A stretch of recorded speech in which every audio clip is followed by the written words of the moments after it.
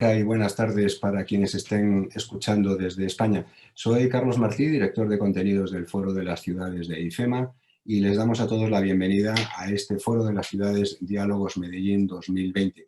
Concretamente a estos talleres temáticos que estamos celebrando desde el pasado día 23 lunes y que se extenderán hasta mañana 27 de noviembre. En total son 10 talleres los que estamos celebrando y que son un poco la antesala, la preparatoria de las sesiones plenarias que se van a celebrar del 1 al 3 de diciembre, la semana que viene, con la participación de una treintena de ciudades. Este es un evento que está organizado por Plaza Mayor Medellín Convenciones y Exposiciones y también por IFEMA Feria de Madrid. Muchas gracias a todos los asistentes, especialmente a los más de 100 expertos ponentes que están participando en estos 10 talleres que están tocando diversas temáticas relacionadas con el futuro urbano.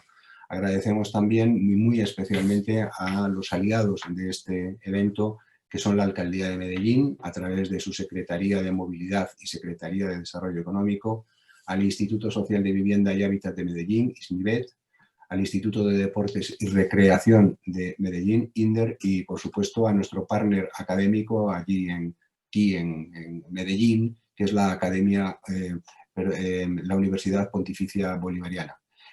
A los que están asistiendo como público les recomendamos que si tienen alguna pregunta la pueden hacer a través del chat de la plataforma desde la cual se está emitiendo este taller, con una llamada que está ubicada en el lado superior derecho de su pantalla.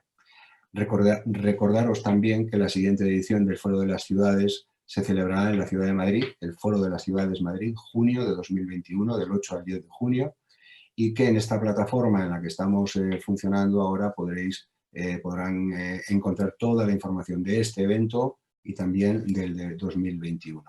Concretamente, hoy nos tocan dos talleres que tienen el mismo enfoque y agradecemos muy especialmente a todos los ponentes que van a participar en estos dos talleres, que van a tocar uno de los aspectos claves de la gestión urbana. Concretamente los hemos titulado Renaturalización urbana, la ciudad verde para mejorar la calidad del aire, la salud humana y el bienestar ciudadano. Podríamos seguir enumerando otras muchas cuestiones vinculadas con las soluciones basadas en la naturaleza.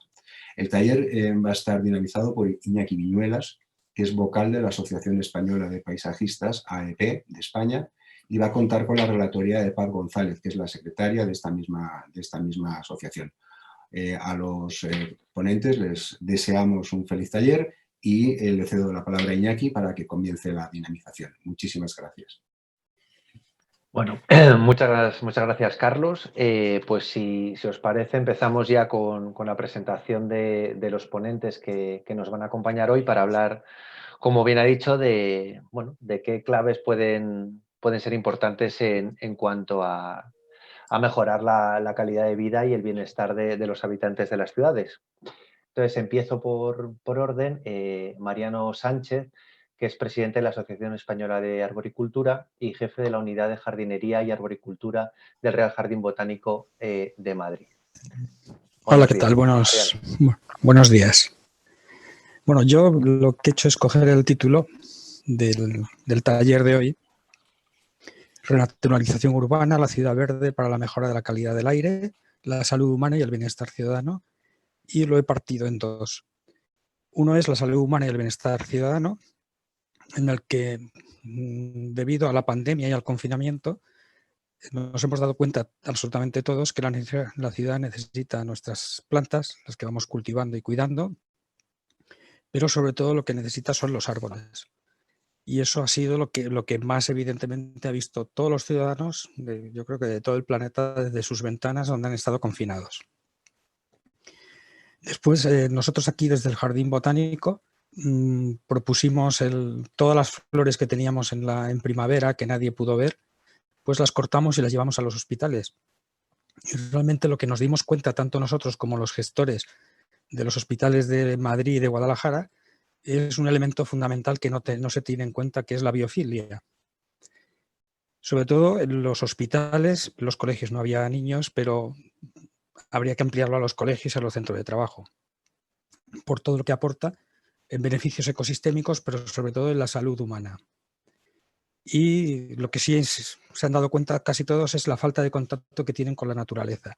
Prácticamente en dos hospitales que fuimos a llevar las flores, lo único verde que tenían eran las flores que llevábamos, que además, al ser tulipanes, en 2 días iban a estar prácticamente marchitas. Entonces, lo fundamental es la naturaleza y lo orgánico como sanador, que es lo que les falta. Necesitamos un espacio saludable de escala humana, o sea, no un gran bosque urbano donde la gente se pueda perder, que la gente lo pueda controlar. Legible por todos, tanto que tenga capacidad para que estén los niños, los mayores, los deportistas, no excluir por zonas, colonizable por todos los ciudadanos, que todos los ciudadanos puedan estar en esos lugares, con ciertas oportunidades recreativas, atractivo, o sea, paisajísticamente un buen trabajo de diseño y con un mantenimiento razonable, o sea, sustentable. Y que a su vez tenga una diversidad que permita una flora y fauna diversificada y ecológicamente compatible.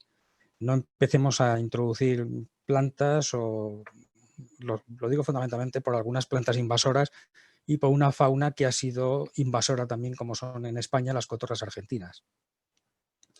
Y por otra parte, respecto al cambio climático, no debe ser un lastre para la salud humana, a pesar de que va a modificar nuestro hábitat, pero no solo el nuestro, sino el de todas las especies, tanto de flora como de fauna. Y esto es un empeño descomunal el que necesitamos, y además vamos a tener que hacerlo con cierta prisa, porque un árbol, conforme vayan a empezar a desaparecer algunas especies arbóreas o arbustivas, en el caso de los árboles vamos a necesitar muchos años para poder sustituir esas especies que van a ir desapareciendo. Y en España está claro que 2 candidatos son el alcornoque y el pino silvestre en la Sierra de Guadarrama, que es de Madrid. Habrá que buscar una reposición de ellas. Y para este empeño, que es descomunal, necesitamos previsión y saberlo hacer con tiempo suficiente para ir sustituyendo a las que vayan desapareciendo por otras nuevas, que incrementen la biodiversidad, esa que en parte va a ir desapareciendo. El arbolado para el cambio climático debe ser muy bien estudiado y diseñado para que las hojas sean capaces de retener la mayor cantidad de contaminantes posibles, pero que, sin embargo, la arquitectura arbórea de esos árboles permita, cuando haga viento, que toda la contaminación pueda salir de las calles. Si creamos efectos bóvedas con las copas de los árboles, esa contaminación no va a salir de allí. Entonces tenemos que trabajar bien el aspecto arbóreo. Y será necesario también el uso de planta alóctona, combinando con la planta autóctona, obviamente, pero vigilando que no se introduzcan especies invasoras, como se ha hecho hasta ahora, ni especies hibridables que puedan hibridarse fácilmente con las plantas autóctonas, y al final terminemos con unas especies que no son ni de un sitio ni de otro, que pueden tener un crecimiento más rápido y más potente e impedir que, por ejemplo, puedan germinar algunas plantas autóctonas nacionales. Y ya por último...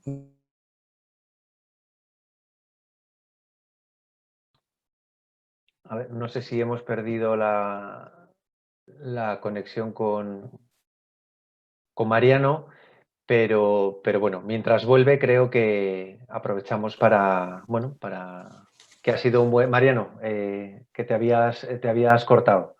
Sí. Igual quieres acabar la... No sé, no es que no sé dónde acaba. No, ya está bien así. Sí, bueno, he tocado bastantes puntos. Sí, yo creo que has dejado, pues nunca mejor dicho, la semilla para este debate.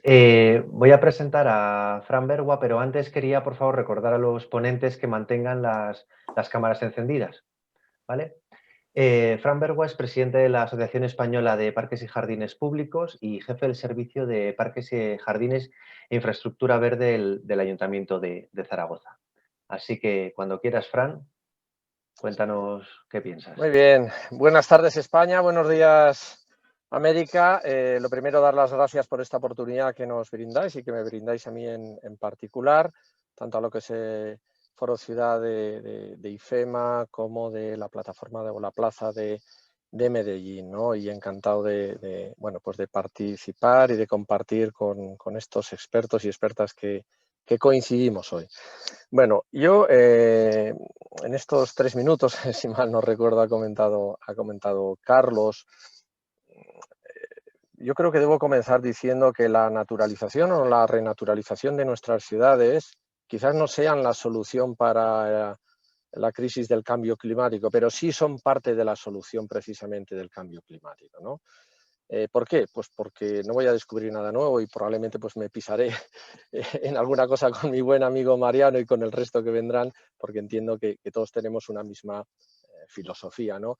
Pero como decía, es parte de la solución.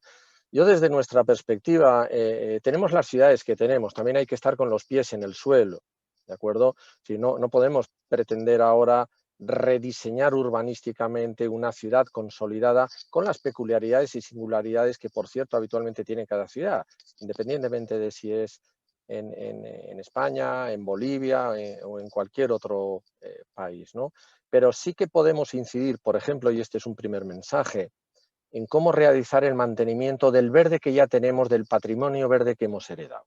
En ese sentido, yo creo y entiendo que estaremos todos de acuerdo que quizás, ya disculparán, hablamos más en España de lo que es el mantenimiento de los parques y jardines como un servicio público obligatorio que se nos obliga a los ayuntamientos. En España, para que tengan una escala, somos unos 8.000 ayuntamientos. Yo tengo la suerte, porque es una suerte, de participar en lo que es la quinta ciudad de España, para que tengan las coordenadas de lo que es Zaragoza, ¿no?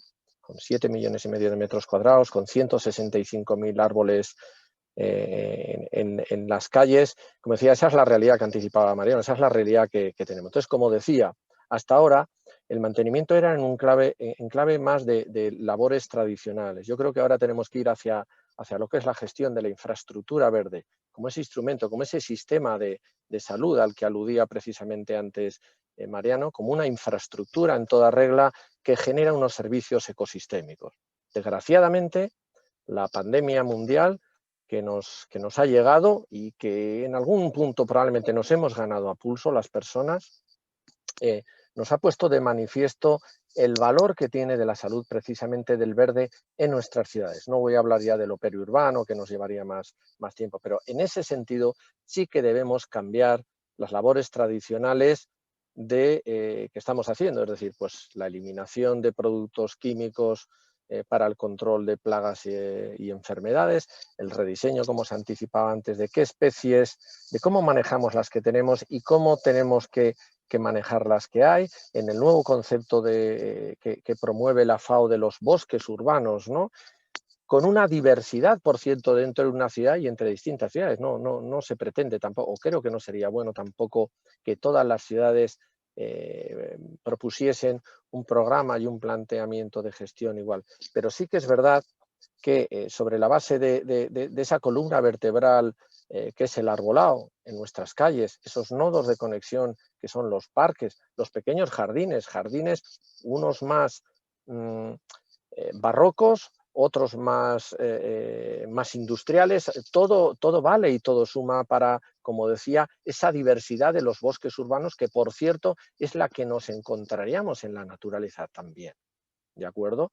Entonces, en ese sentido, yo creo que este taller es una magnífica experiencia para que aquí podamos, más que presentar, si me permitís, compartir experiencias, conocimiento y probablemente contestar desde distintos puntos de vista a las cuestiones que a buen seguro, entre los distintos intervinientes que tenemos, pongamos encima de la mesa, y sobre todo quienes nos hacen el esfuerzo de seguirnos, pues enriquecernos entre todos hacia, como decía, esa naturalización necesaria de las ciudades, precisamente para que mejore nuestra salud y nos la haga más feliz.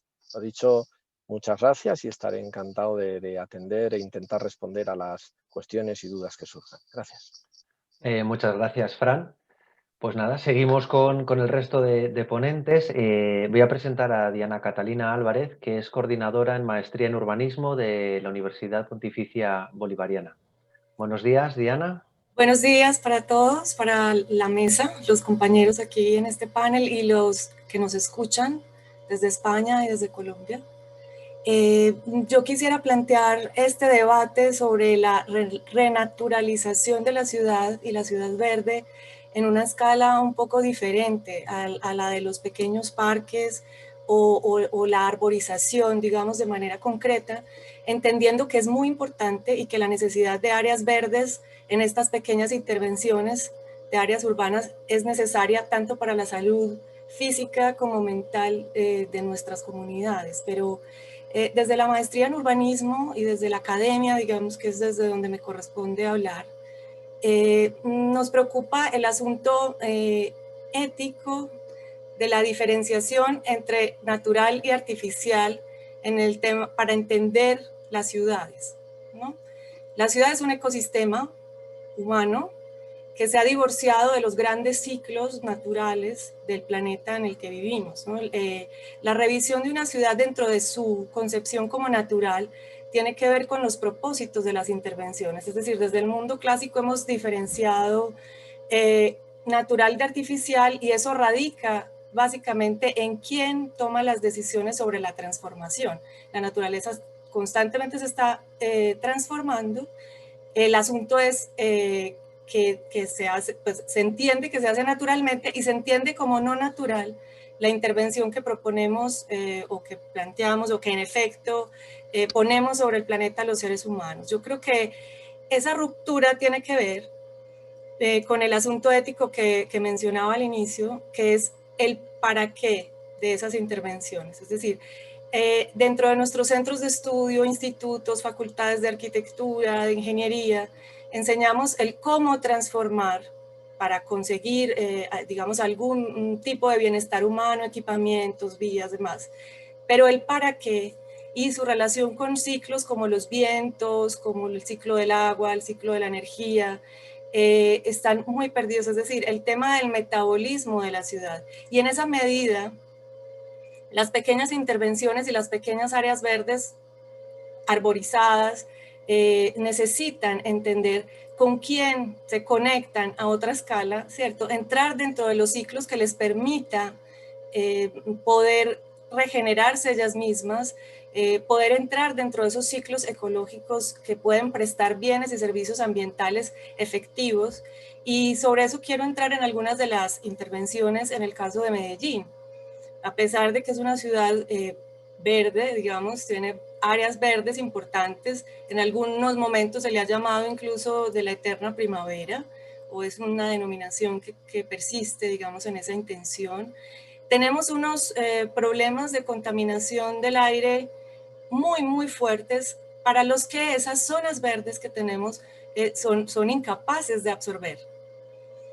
Porque tiene que ver con esos demás ciclos, ¿cierto? Hemos orientado la morfología y las tipologías edificatorias en unos sentidos que no permiten el tránsito de los pocos vientos que entran a un valle, ¿cierto? Entenderlo en esa condición de sitio como un valle.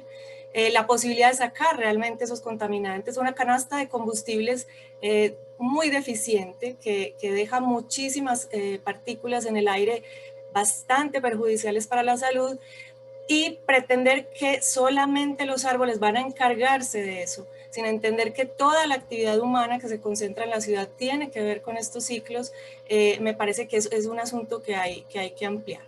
En ese sentido, pues nuestra escuela se interesa muchísimo en plantear, digamos, esas escalas, ¿cierto? Y la necesidad de que la formación técnica de ingenieros y arquitectos que participan en las intervenciones urbanas tengan una formación científica más alta en relación con la ecología, ¿no? Entendernos como parte de este asunto. Quería plantearlo en inicio, espero que podamos continuar con ese debate más adelante. Pues seguro que sí, muchas gracias por tu intervención. Pasamos ahora a Lina María Escobar, que es coordinadora de maestría en diseño del paisaje de la Universidad Pontificia Bolivariana. Buenos días, Lina. Muy buenos días a todos, muchas gracias por la invitación. Al igual que Diana, creo que el llamado es sobre todo desde la academia, desde la educación, en este caso. Disculpen que no sé qué pasa con el video.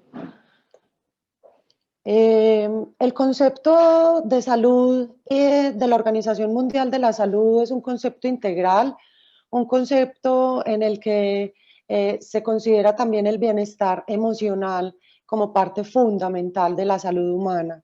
Y en este sentido, pues lo han mencionado los panelistas anteriores, esta biofilia, esta relación natural que tenemos con nuestro entorno verde, con nuestra naturaleza, pues es supremamente importante estar todo el tiempo, digamos, reforzándola. Desde la educación, desde la academia, pues por supuesto tenemos un papel muy importante, una tarea bastante importante en el mejoramiento del verde urbano, en el mantenimiento del verde urbano, pero sobre todo en su valoración y en la educación de la sensibilidad frente a este componente. Desde el nivel de posgrado en la maestría, pues por supuesto es uno de los objetivos más importantes también que tiene el programa en la formación. La maestría está alojada en una escuela de arquitectura. Desde allí, digamos, la experiencia que hemos tenido también en este entorno de una escuela de arquitectura que aloja una maestría en diseño del paisaje, lo que hemos notado básicamente es la necesidad tan grande que hay de fomentar esta sensibilidad en los arquitectos, en los planificadores urbanos y en todos aquellos que tienen que ver con la ciudad, esta sensibilidad precisamente sobre estos valores tan fuertes que puede tener y aportar la infraestructura verde y azul para nuestras ciudades. Pensando principalmente, como les decía, en ese bienestar emocional de las personas, de los habitantes de la ciudad, que en estos tiempos pues se ha vuelto muchísimo más dramático de lo que vivíamos antes. Por supuesto, nuestras ciudades tropicales, una ciudad como Medellín es una ciudad privilegiada en temas de verde. Diana lo mencionaba, es una ciudad que es considerada una ciudad verde. Sin embargo, es muy importante también pensar en cómo vamos a ir reemplazando estos ejemplares arbóreos, sobre todo los que tienen muchos años y que ya vienen presentando algún tipo de patología, etcétera, y que su falta, pues, o su ausencia puede afectar muchísimo la calidad urbana y la calidad del paisaje urbano. Eso es algo que hay que planificar y que tenemos que empezar a desarrollar, como les decía, no solamente desde las maestrías relacionadas con paisaje o con paisajismo, sino desde las escuelas de arquitectura, desde las ingenierías y las planificaciones urbano-regionales que tienen que ver con la ciudad, pues desarrollar e implementar toda esta sensibilidad frente a este componente verde y azul, porque me parece importante, sobre todo en una ciudad como la nuestra, van muy de la mano la infraestructura verde y azul. Entonces, para mí creo que lo más importante y lo que quiero dejar sobre la mesa es el tema de la educación de este componente verde que debe trascender las disciplinas que hemos estado tradicionalmente relacionadas con él y trascender pues a otros ámbitos también de la planificación urbana. Muchas gracias. Muchas gracias, Lina. Bueno, está claro que la educación es lo primero para poder continuar con, bueno, pues con, digamos, las nuevas prácticas y un poco pues toda esta mejora de lo que es el ecosistema urbano. Y pasamos ahora a María Alejandra Aguilar, que es coordinadora de justicia climática en la ONG Ambiente y Sociedad en Colombia.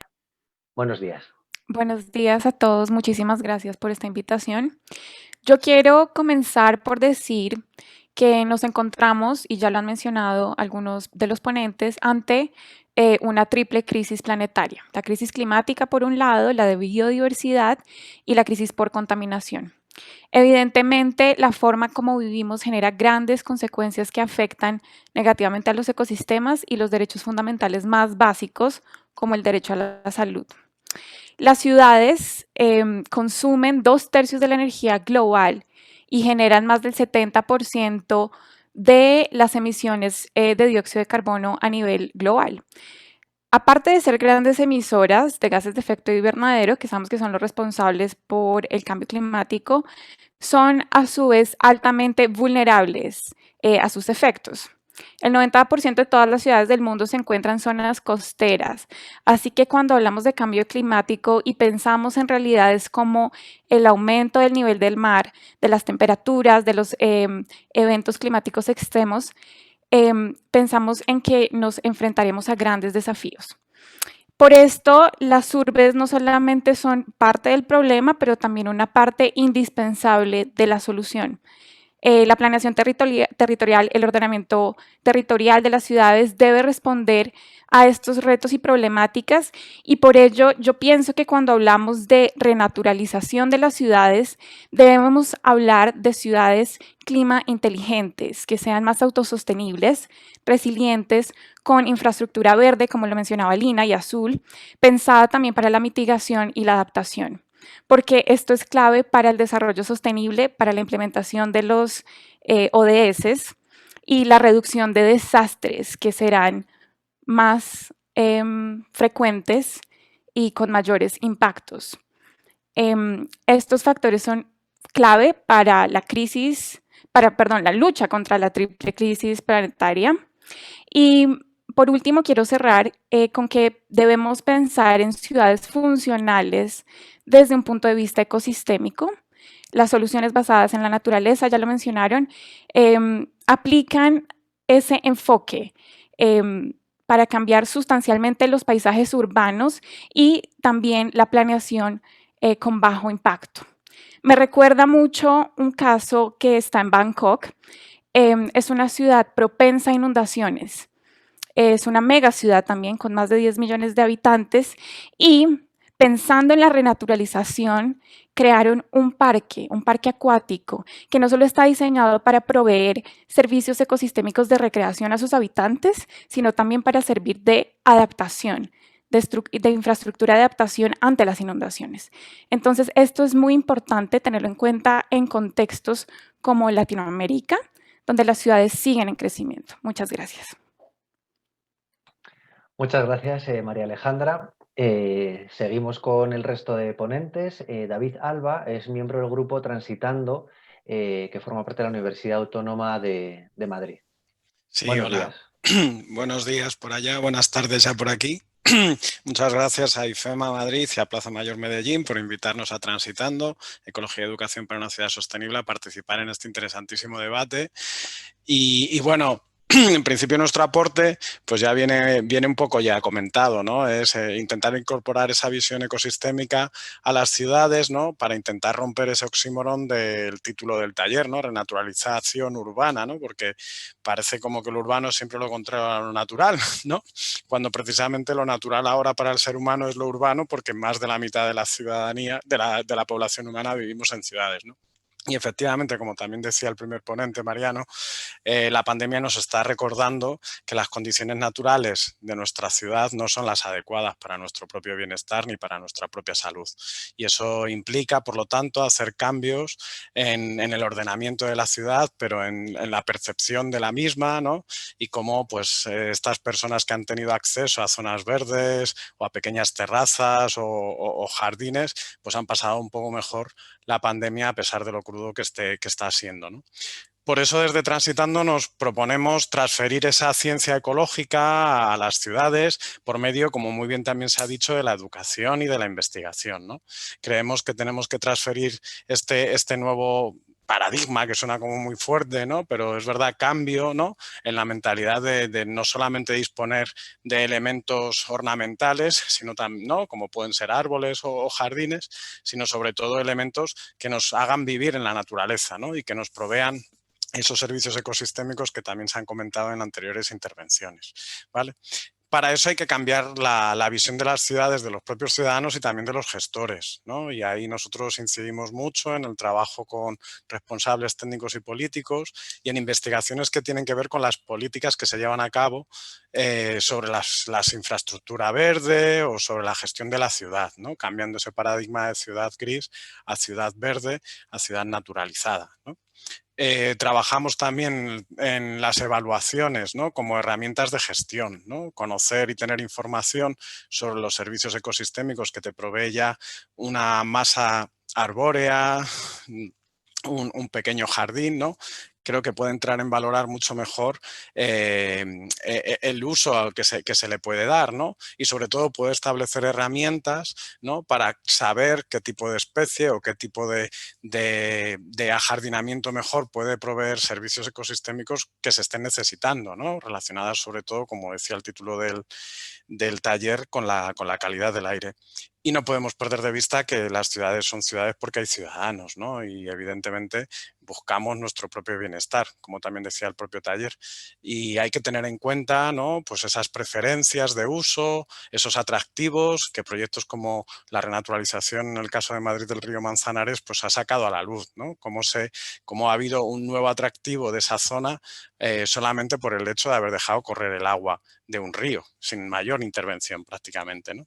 Pero con cuidado, porque también hay que tener en cuenta, ¿no?, las características sociodemográficas de los beneficiarios de ese nuevo espacio, ¿no?, y las influencias que puedan tener en dinámicas, por ejemplo, de revalorización económica, que pueden llevar a expulsar a precisamente ciudadanos que son mucho más vulnerables porque tengan menor nivel de renta inicial, porque sean pequeños, niños y niñas o personas extranjeras, ¿no? Y entremos en fenómenos de gentrificación verde, que también es un término que ya se ha puesto muy de moda, ¿no? Y elevemos, ¿no?, la calidad precisamente para los que ya tienen recursos para cumplirlas, ¿no? Creo que con eso, ya para empezar el debate, tenemos suficiente, así que continuamos. Muchas gracias. Desde luego que sí, tenemos un montón de ideas. Nuestra penúltima participante es Ana María Osorio, que es coordinadora de sostenibilidad de la Universidad Pontificia Bolivariana. Buenas tardes, buenos días, cuando quieras. Muchas gracias, buenos días desde Colombia, gracias por la invitación a IFEMA y gracias a los copanelistas por sus intervenciones que sin lugar a dudas nos van a permitir un debate bien interesante del que seguramente no vamos a sacar la ciudad perfecta ni la ciudad renaturalizada ni vamos a tener la receta para lograrlo, pero vamos a construir además pues un debate bien interesante que nos va a permitir afinar ese concepto de ciudad. Coincido plenamente con la intervención de Diana en cuanto a la ciudad como ecosistema y creo que hemos fallado justamente en entender las ciudades de manera lineal y no circular, donde claramente los ecosistemas de las ciudades son circulares. Y quisiera que mi intervención estuviera pues como en tres perspectivas respecto a ese concepto de renaturalización urbana. La primera perspectiva es justamente el movimiento de las slow cities, de las ciudades lentas, de lo que nos estamos llevando en este momento, de la velocidad de las ciudades, y me refiero a la velocidad de consumo, a la velocidad en la que estamos moviéndonos, la velocidad en la que estamos contaminando las ciudades, y justamente aparecen movimientos de ralentizar esas ciudades justamente para volcarnos a los modelos circulares, para cerrar los ciclos, para cambiar los patrones de consumo, para identificar que dentro de las ciudades podemos empezar a proveer los servicios disminuyendo justamente los impactos y disminuyendo la huella ecológica de los lugares desde donde estamos trayendo los bienes y los servicios con los que nos desarrollamos en las ciudades. Entonces ahí hay una primera consideración, y es que a pesar de que no vivimos en ciudades prototipos, ciudades lentas, justamente sí podemos apropiarnos de algunos de esas perspectivas para empezar a cerrar los ciclos de consumo, producción y generación para disminuir los impactos.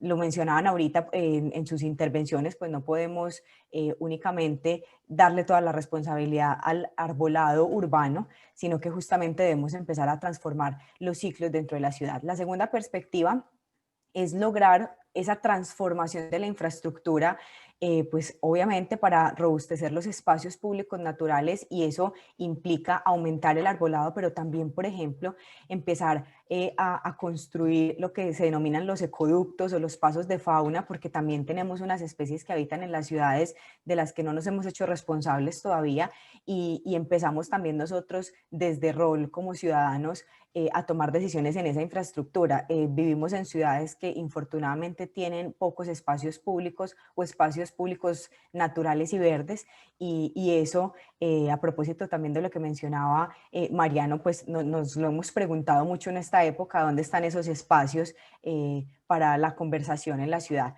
Y quiero terminar mi intervención con una perspectiva que hace mucho hubiéramos estado preguntándonos, pero que nos ha faltado, y es cómo logramos la descarbonización de las ciudades, cómo logramos que a través de esos modelos económicos circulares podamos descarbonizar la economía, cómo logramos los modelos de carbono neutralidad para las ciudades. Entonces vemos que Costa Rica se está pensando como un país carbono neutro, Bután es un ejemplo de un país carbono negativo, de hecho, porque inclusive con lo que tienen son capaces de comercializar bonos de carbono, Noruega, Japón. Entonces hay muchas iniciativas de países que están hoy apostando a la descarbonización, y eso implica aumentar la cantidad de individuos arbóreos, pero también cambiar los modelos de consumo. La Universidad Pontificia Bolivariana hace un par de años logró ser la primera universidad carbono neutro en Latinoamérica, y hemos entendido a partir de esa experiencia, que ahorita les comparto en más detalle, cómo es posible descarbonizar una actividad que pareciera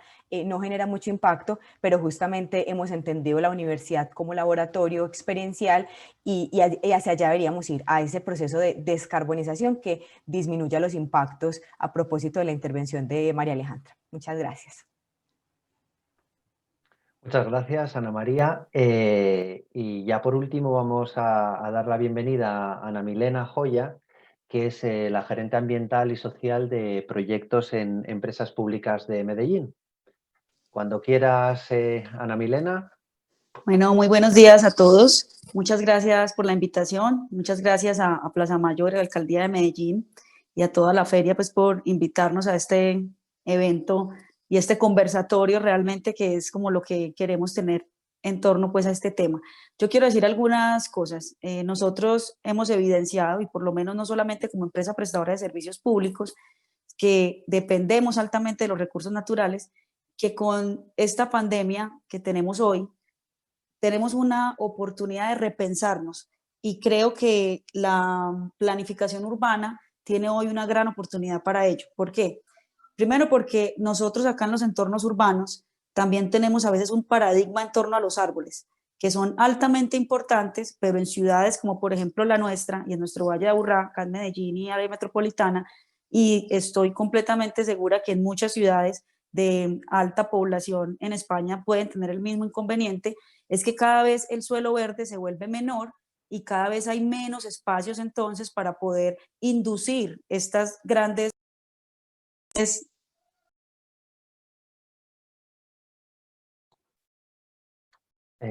Ahora. Ahora sí se me había silenciado el micrófono, listo.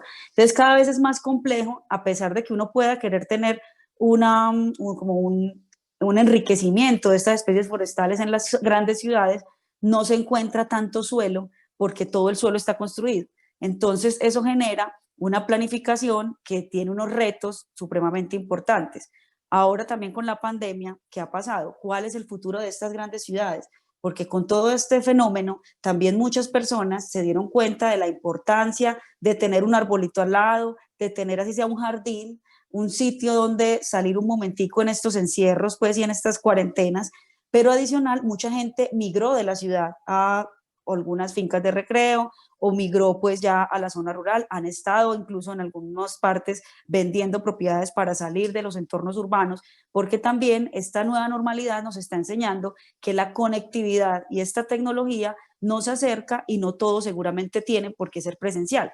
Entonces esto también yo lo veo como una oportunidad para repensarnos. Muchos de ustedes han hablado de qué es la ciudad que queremos. Es que el ecosistema en el que nosotros vivimos es es el de las ciudades. Entonces, ¿cómo queremos vivir con una gran calidad de todos los servicios ecosistémicos, pero con una buena también responsabilidad en torno a ellos? Nosotros acá en el Valle de Aburrá tenemos un tema también de conflicto en torno a la contaminación, y es el tema de la mala calidad del aire. Y evidenciamos en esta pandemia un fenómeno que cuando estuvimos en cuarentena, no sé si ustedes se dieron cuenta, y es algo que estoy convencida, lo tenemos también que analizar pues como ciudad y repensarnos, que es por eso digo, esa reflexión es la de fondo que tendríamos que hacer, porque se supone que el mayor impacto que se decía por los pico y placas, por los vehículos, en plena cuarentena seguían disparados los indicadores de calidad del aire de manera negativa, y todo el mundo estaba guardado. Entonces, ¿qué es lo que nos hace falta en nuestra ciudad? Revegetalizar, nos hace falta volver a este verde de una manera ya más organizada, conectar estos ecosistemas rurales con los ecosistemas urbanos, de una manera planificada, dónde es que hacemos estos parques y dónde es que generamos estos espacios públicos verdes. Nosotros tenemos un potencial, y es que tenemos un río que se vuelve un eje del territorio y que puede conectar por intermedio de las quebradas todas las zonas verdes, digamos, del Alto Valle, pues, de Aburrá. Entonces, en ese repensarnos también hay que voltear a ver fenómenos nuestros, que estamos en una cuenca y que tenemos también este problema de la calidad del aire. Y ahí quería cerrar con la importancia que nosotros, por lo menos como empresa, hemos visto a la investigación. Nosotros como empresa, cada vez que tenemos que hacer cualquier obra de un servicio público, como en todos los países, debemos compensar el impacto. Y nosotros acá en la parte urbana, como ha sido tan complejo buscar espacios también para compensar, nos aliamos con el Jardín Botánico de Medellín. Y hace 2 o 3 años empezamos una investigación donde vimos con, pues, grata sorpresa que alrededor de 100 especies de jardín pueden capturar ciertos microgramos, pues, de material particulado, que es el que más daño nos hace en calidad del aire, comparado con un árbol. Entonces, este tipo de datos nos puede servir para donde es tan complejo sembrar algunas especies arbóreas que tengan un alto contenido, pues, ambiental y específicamente para la calidad del aire, con especies menores arbustivas que tienen mayor densidad y que también están, digamos, ofreciendo un servicio ecosistémico importante en las grandes ciudades. Todo lo logramos, ¿por qué? Porque lo investigamos con el jardín. Este tipo de experiencias que nosotros queremos siempre ponerlas a disposición de toda la comunidad, no solamente la de Medellín y el Valle de Aburrá, sino del mundo y la comunidad académica, creo que es importante para que en ese repensarnos y en esta nueva normalidad, de verdad revisemos cuál es ese futuro entorno urbano que es en el que queremos estar. Ahí Pues, quería cerrar, pues, mi intervención por este momento. genial, muchas gracias, Ana. Si os parece, abrimos ya el debate en sí y os puedo recordar algunas de las ideas que he ido apuntando, que me han parecido interesantes y que creo que pueden servir para comenzar a charlar. Había el tema de la biofilia, había un tema de selección de especies y también su porcentaje entre autóctonas, alóctonas. Respecto al arbolado ha habido varias intervenciones, ¿no? Aparte de la elección de especies, pues bueno, el reemplazo del arbolado, los bosques urbanos. En cuanto a conservación de zonas verdes también ha habido varios apuntes, ¿no? El uso de productos químicos, la contaminación del aire, etcétera, etcétera. Hemos hablado también de educación, ¿no? Cómo de importante es la educación en la renaturalización de las ciudades y sobre todo hemos hablado del concepto de ecosistema urbano, ¿no? De ecosistema circular, de las huellas de carbono, el volver al verde, la conexión de lo rural y lo urbano. Y la crisis, la triple crisis que decía María Alejandra, ¿no? En la que estamos inmersos, aparte de, por supuesto, la crisis sanitaria que nos afectaba a todos. Entonces yo creo que con eso, si alguien quiere empezar a desarrollar un poco más el tema, pues le doy la palabra. Mariano. Cuando quieras. Mariano. A ver, yo, de los puntos que ha señalado, había algunos que había hablado yo. Hay 2 que, digamos, que rozan diagonalmente la política y es el arbolado. En el aspecto del arbolado, creo que hay que cambiar el concepto de que realmente no es que haga falta más árboles, sino que quién nos aporta los beneficios, qué parte morfológica del árbol nos aporta los beneficios. Por una parte, pequeñas son los troncos que secuestran el CO2, pero fundamentalmente de cara a la contaminación y de cara al aire que respiramos, es el oxígeno y la retención de ese CO2, que lo hacen las hojas y lo hacen las ramas. Mientras más ramas tenga y más hojas tenga, más beneficio nos dan. Eso quiere decir que debemos dejar crecer el árbol con su porte natural genético. En el momento que queramos meter más árboles de los que podemos meter en una calle, tendremos que podar. La poda significa ese CO2 que habíamos secuestrado, perderlo, que el árbol reaccione con nuevas hojas, nuevas ramas, y también con más flores. Entonces, en el momento que nos equivoquemos y metamos un árbol con polen alergénico, estamos agravando el problema. Entonces, el estudio de las especies debe ser importante, evitar especies invasoras, evitar especies alergénicas, pero también no hablar de cantidad, sino de calidad, de hablar de número de ramas y de hojas, porque eso es lo fundamental. Cuando se nos dispara el político hablando de 100.000 árboles, habrá que ver qué especies son las que van a meter y cómo las van a meter.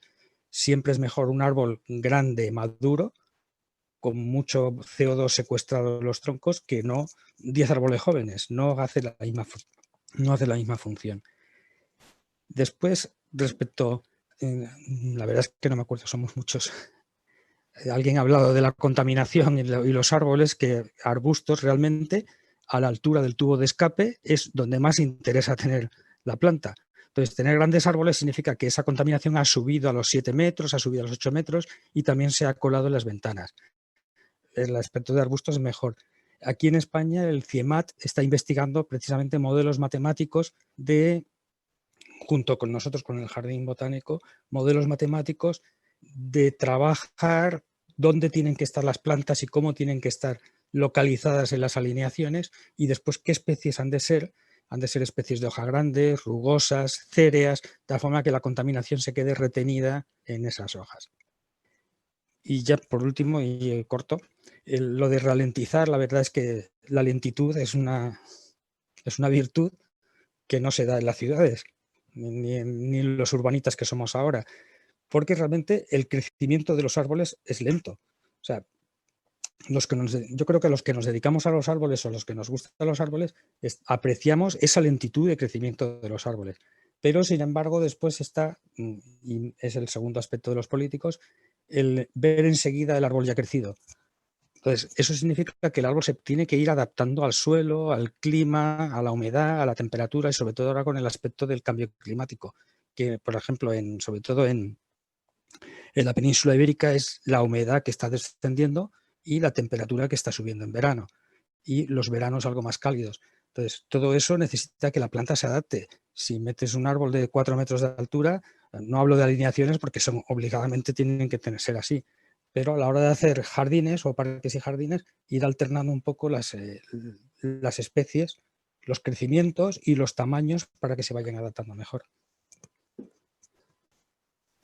Muchas gracias, Mariano. Creo que lo que has planteado aquí, aparte de la selección de especies, que creo que eso es un tema también de que hablábamos antes, ¿no? Que afecta mucho a la educación. También has introducido el tema de la gestión.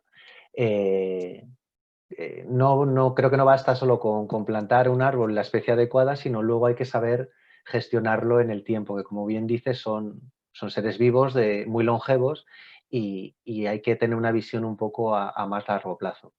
Y le voy a pasar la palabra a Diana Álvarez, que ha pedido participar.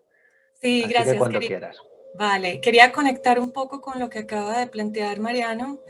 Y volviendo al tema que hablaba Lina hace un rato, estamos en una zona de vida asociada al trópico, ¿sí? Y en uno de los países más biodiversos del mundo. Sin embargo, el desconocimiento de nuestras comunidades, de esa diversidad, y la dedicación de los planificadores a ver sobre los planos lineecitas rectas de arbolitos de la misma especie, con el mismo tono, en un contexto geográfico con tantas oportunidades, ¿cierto? Que de un lugar a pocos metros hay unos cambios de altitud, de temperatura, de humedad, que nos permiten tener una diversidad en la vegetación impresionante. Normalmente sembramos el mismo tipo de árbol, no siempre el que tiene la mayor capacidad de absorción de CO2, no siempre el que cumple las mayores funciones. Los podamos con frecuencia porque parece que es el árbol el que molesta o tapa el cartel. Hay más, nosotros tenemos una autoridad ambiental urbana y hay más quejas para cortar y talar árboles porque no deja ver el cartel del negocio, porque el olor que desprende en ciertas épocas del año cuando está florando o en fin, molesta a los que están yendo al restaurante, o tenemos un caso muy cerca a la universidad que ha atacado con fiereza los árboles de una vía muy importante. Hay más solicitudes para quitarlos, restringirlos, constreñirlos, que para sembrarlos, cuidarlos, y muy poca reflexión y muy poco conocimiento en todas nuestras intervenciones, tanto arbóreas como urbanas en general, de que no es lo mismo un lugar que otro y que nuestras condiciones de diversidad geográfica son una oportunidad para esa intervención urbana. Por supuesto, está asociada a los cambios y a las oportunidades en el diseño con la vegetación, que es algo de lo que Lina pues sabe muchísimo más. Pero ahí hay un desconocimiento que es muy importante, y vuelvo a insistir, por eso conectando con el tema de la educación, en que no es posible querer lo que no se conoce, y nos imaginamos unos mundos. Tengo que decirlo que un poco por el ejemplo europeo, ¿no? Como hay menos diversidad, los ejemplos de ciudades con los que aprenden nuestros planificadores tienen una misma especie de árbol o muy pocas, pero nosotros tenemos muchas y no hay ingenio alrededor de eso, y por supuesto hay un desconocimiento muy grande de los servicios que prestan estas diferentes especies a todo tipo, que estoy segura que Lina puede completar muy bien ese asunto. Muchas gracias. Muchas gracias. Sí, de hecho, Lina estaba pidiendo la palabra, así que si quieres nos cuentas tu visión del tema. Efectivamente, me parece muy importante hacer hincapié en lo que menciona Diana, porque es que la educación tiene que ser a todo nivel, no solamente a nivel profesional, académico, sino a la gente del común, al ciudadano, que es finalmente quien cuida y quien quiere, como decía Diana, o no, ese árbol o ese material vegetal que tiene al frente de su casa o dentro de su casa o dentro de su urbanización. Un ejemplo dramático es que, por ejemplo, en Medellín, que estamos en una zona de vida muy privilegiada, nosotros podemos tener vegetación de climas mucho más húmedos y de climas mucho más secos. Precisamente por la ignorancia, muchas veces la gente no sabe que hay épocas del año en que el árbol pierde sus hojas como una estrategia, digamos, para conservar la humedad. Hay árboles caducifolios, pero la gente está acostumbrada a ver los árboles reverdecidos todo el tiempo, árboles perennes, y por esta razón muchas veces cuando los árboles pierden sus hojas, la gente cree que el árbol murió y lo cortan.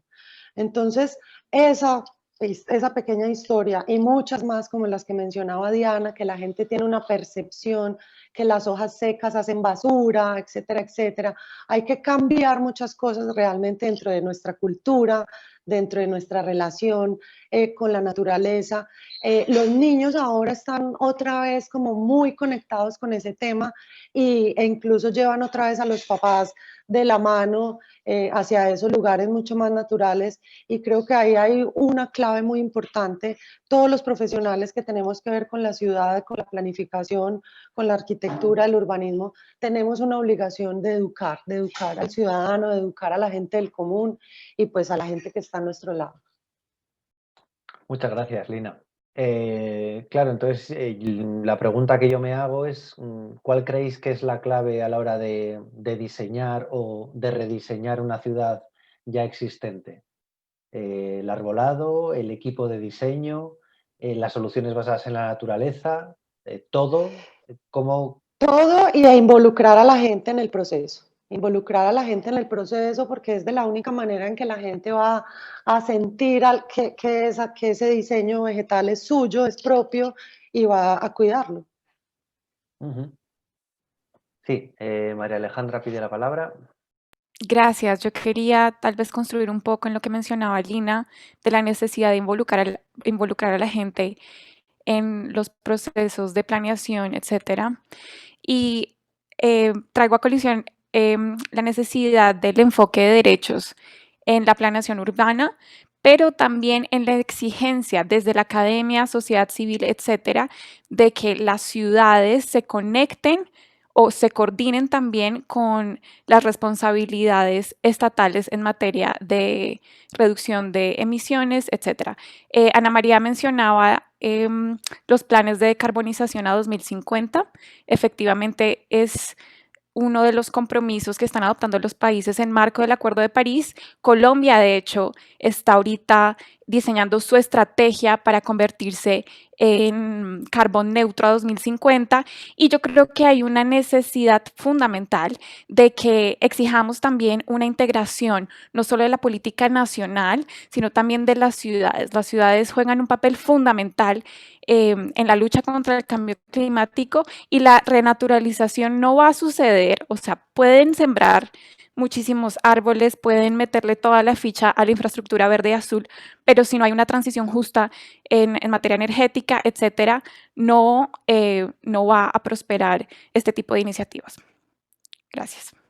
Muchas gracias. Si os parece, volvemos a la participación ciudadana, que me parece un tema muy interesante. Lo que me gustaría saber es cómo se plantea esta participación ciudadana. ¿Completamente abierta? ¿Hasta qué punto se tiene en cuenta la opinión de cualquiera? Yo lo digo, hablo por mi experiencia.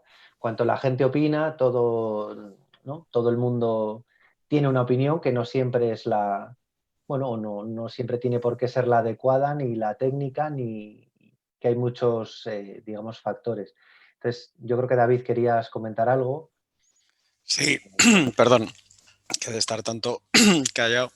Sí, a ver, el tema de la participación es que hay que abordarlo también, casi diría, con esta nueva visión casi ecosistémica, ¿no? O sea, si partimos de que la participación es solamente mostrar una opinión, pues ya mal vamos, ¿no? Porque podemos pensar en la participación en la intervención directa en el propio medio, y eso hace que el que tú hayas plantado o hayas participado en una plantación tengas mayor apego y cuidado hacia ese árbol o hacia ese jardín, ¿no?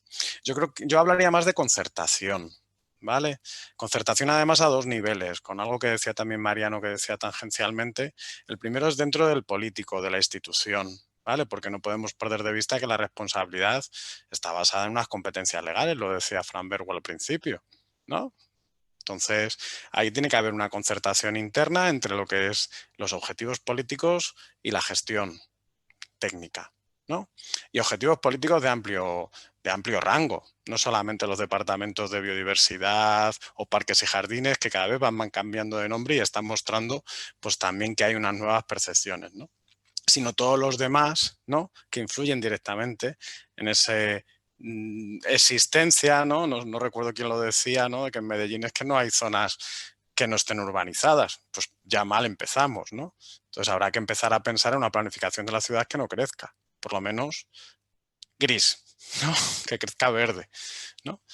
O pues que se promuevan otro tipo de políticas, ¿no? Que aumenten los impactos, que era la estrategia que creo que Ana María había comentado, ¿no? De reducir esa dependencia, ¿no? de esa necesidad de provisión de servicios que no podemos asumir localmente, ¿no? Pues reduzcamos la contaminación, reduzcamos los coches, ¿no?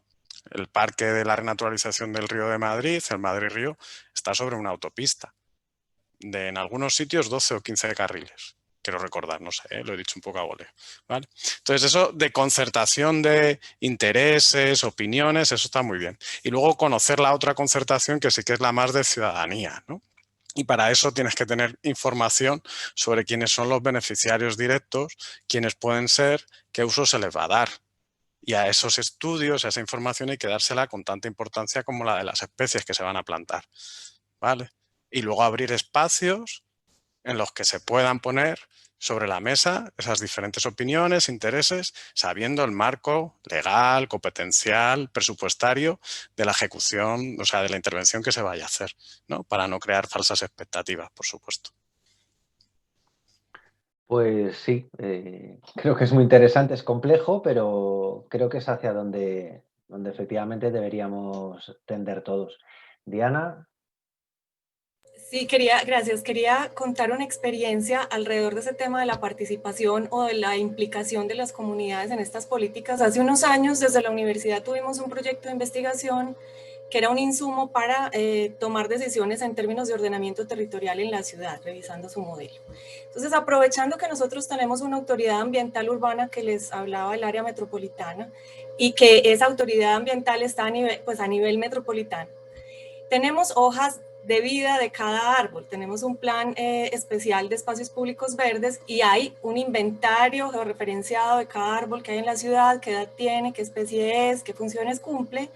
Aprovechando esto, localizamos todos estos árboles y nos daba que las áreas planificadas de la ciudad, que son la minoría, 40, un 30%, que no ha aparecido, digamos, a través de procesos de informalidad y de ocupación que conocen la realidad latinoamericana, ese es un fenómeno frecuente, nos daba que en las áreas planificadas la diversidad de esas especies era muy baja y que en las áreas ocupadas de manera informal era muy alta. Entonces, allí ese conocimiento, miren que no tiene necesariamente que ver con la formación académica, porque claro, y que la formación académica tiene que revisarse, que es lo que planteaba en mi primera intervención.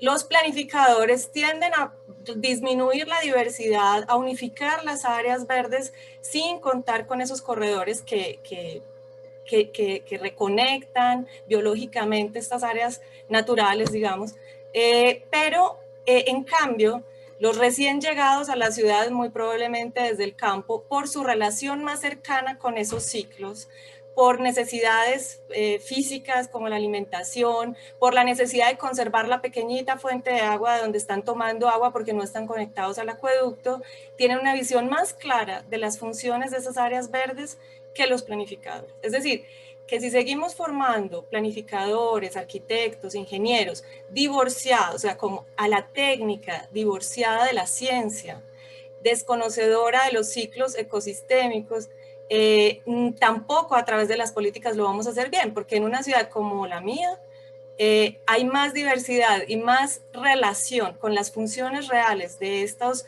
espacios verdes que en las áreas ocupadas informalmente que en las áreas planificadas. Totalmente de acuerdo, y creo que Fran ha pedido la palabra, si no me equivoco, así que Fran, cuando quieras. Está silenciado, Fran, no te oímos. Perdón. Ahora, estaba ahí silenciosamente respetuoso. Bueno, lo primero que evidentemente estoy de acuerdo con todo lo que habéis dicho, lo cual no tiene que sorprender porque entiendo que todos de aquí tenemos un cierto pensamiento en verde. Y me va a venir bien esto recogiendo un poco lo que ha anticipado David, ¿no? A ver, no debemos olvidarnos, y perdonad que lo diga así, que nuestro escenario es la ciudad en el que estamos versados hoy, ¿de acuerdo? Que, por cierto, es un territorio hostil para las plantas, o sea, esto que nadie nos engañe. Eso ya de entrada. Luego hay una cuestión que quería anticipar, no he entrado, pero me va a salir, disculpadme, el diablo que llevo dentro como gestor. Es decir, que tengo que cuadrar cuentas que pueden ser en euros en España, en pesos bolivarianos quizás, si se me permite, en Colombia o dólares si es el caso, en función de lo que tenemos que conservar, que va a nuestro beneficio del verde de una ciudad, ¿qué recursos son los que contamos? Solo a modo de ilustración, en España los ayuntamientos, lo equivalente a las municipalidades que tienen Latinoamérica, pues destinan una media de un 3% de su presupuesto. Es decir, ¿cuántos verdes queremos la ciudad? Pues podemos querer lo que queramos, ¿no? Pero es un 3% lo que la queremos. En este sentido, se necesita un gran esfuerzo a los que toman decisiones muy estratégicas para que a lo mejor ese 3% se incremente. Esto si estamos hablando de conservación. No abordo el diseño, que en el diseño de nuevas ciudades, como también se estaba anticipando aquí, pues yo creo que lo tenemos ahora, o quien hace el planeamiento urbanístico lo tiene más fácil, para diseñar ciudades, y permitidme, parece absurdo lo que voy a decir, pero es decir, pensando en las personas. Es que las ciudades son pensando en las personas. Y más allá de si son ciudades más o menos sostenibles, si se han planeado bien o no, más sostenibles o no, más ecológicas o no, yo, como dijo y me enseñó hace años un amigo, o sea, hay buena o mala gestión. La buena, evidentemente, es absolutamente sostenible, como no puede ser de otra manera, pero es buena o mala. Eso sí, entonces tiene que haber profesionales, tiene que haber equipos multidisciplinares, que aborden distintas cuestiones, las paisajísticas, por supuesto, las ingenieriles, ya disculparéis yo de formación, pues en mi caso de ingeniero de montes, los arquitectos, los sociólogos, importantísimo la participación de las personas, ¿cómo no? Lo estaba diciendo, si es que las ciudades tienen que estar pensadas en las personas. Yo he dicho en mi intervención inicial, las que son ciudades consolidadas, hombre, pues por un poco de respeto, casi diría, de sentido común, pues, hombre, grandes transformaciones, pues a lo mejor no se tienen que hacer, pero sí se pueden hacer ajustes, ¿de acuerdo? Pero insisto, hay una cuestión y una variable que quizás no hemos nombrado aquí, y es la que nos va a condicionar, o al menos en mi humilde opinión, a mí desde luego como gestor me influye, que son cuánto dinero me van a otorgar en cada ejercicio presupuestario para poder conservar, diseñar, promover espacios nuevos o, como decía, manejar como lo que tenemos. Y probablemente entonces ir dando respuesta a esas necesidades ciudadanas y enlazándolo con lo que decíais de la participación ciudadana, me parece un aspecto muy importante que los gestores tenemos que entonar el mea culpa. Yo pues llevo ya, bueno, pues más de prácticamente 25 años gestionando o intentándolo, con lo cual, digamos que tengo una experiencia porque he metido muchas veces la pata, precisamente, ¿no? Y si algo me ha enseñado, es decir, hay cosas que se pueden protocolizar, organizar, calcular, pero hay otras que no. Están en clave precisamente de las personas. Y eso se tiene que conocer bien, se tiene que manejar y se tiene que evaluar por profesionales para lo que es también, a lo mejor quizás los gestores que sí luego tenemos que implementar ya una serie de trabajos y de proyectos, los tengamos en cuenta, pero desde el inicio, no a posteriori. Esa es mi aportación. Muchas gracias, Fran. Me parece que había pedido la palabra Ana María, ¿no? Y luego Lina. De todas maneras, perdón, Ana María, no quería, Fran, yo no participo en el debate, pero haré de abogado del diablo. ¿No te parece que, y luego lo comentamos, que de ese 3% destinado a mantenimiento, no, el problema no es el 3% en sí, sino la gestión de ese 3%? A veces hacen labores innecesarias, ¿no? Me estoy refiriendo a podas, a retiradas de hojas, a cosas que efectivamente ya no se deberían, o bueno, parece que se recomienda no hacer, y que se podrían esos recursos, digamos, gestionar de otra manera más eficiente. Ahí lo dejo y doy la palabra a Ana María. Bueno, muchas gracias. Justamente el lunes participábamos en uno de los talleres de reequilibrio territorial y vivienda y hablábamos de cómo teníamos que conjugarnos esos tres actores en el territorio, el actor político, más allá de la expedición de reglamentación o de regulación específica para el territorio, sino también como un actor que sea capaz de, como decimos aquí, meterse la mano en el bolsillo y establecer, por ejemplo, incentivos económicos, incentivos tributarios que le permitan a ese gestor de lo urbano pues pensar en una nueva forma de incrementar esa infraestructura, ¿cierto? Que si lo puede hacer de otra manera y si hay un incentivo tributario pues, o financiero para hacerlo, pues finalmente tiene que gestionarse a través de lo público. Y está la academia, desde donde se desarrollan muchos proyectos piloto y hablábamos justamente de cómo en los escenarios académicos, en los Living Lab, en esos ejercicios dentro de los campus se pueden proyectar los pilotos para que haya transferencia de información. Justamente hemos pecado en que no hemos sido todavía capaces de transferir el conocimiento que se desarrolla dentro de los campus universitarios a las ciudades. Nos ha faltado como un traductor en la mitad que nos permita desde las universidades entender las necesidades y el sector entender cómo la universidad está pensando o dimensionando esas problemáticas. Y finalmente, que es muy importante y quiero rescatar esa última intervención que hacía Fran respecto al robustecimiento de la infraestructura, y es hacernos la pregunta si de verdad es necesaria la construcción de nueva nueva infraestructura o si deberíamos estar aprovechando esos espacios ociosos que hay en los territorios que no se están utilizando adecuadamente y que son a los que deberíamos volcarnos para justamente lograr ese equilibrio y esa renaturalización en el territorio. Muchas gracias. Me parece que Lina había pedido la palabra. Aprovecho Sí. también para puntualizar lo que decías, Ana María. Me parece fantástico el tema de incentivos económicos, pero es verdad que, y volvemos a un tema de educación, en cuanto los promotores y los gestores se den cuenta de que el propio diseño, el buen diseño, la buena selección de especies, materiales, ya es un beneficio en sí mismo, tanto para las ventas como para el medio ambiente, como para la salud, o sea, debería ser suficiente aliciente para hacer las cosas bien, un poco como decíais, ¿no? Con equipos multidisciplinares y teniendo en cuenta, pues eso, a todos los actores, digamos, o los habitantes de la ciudad. Y Lina, cuando quieras.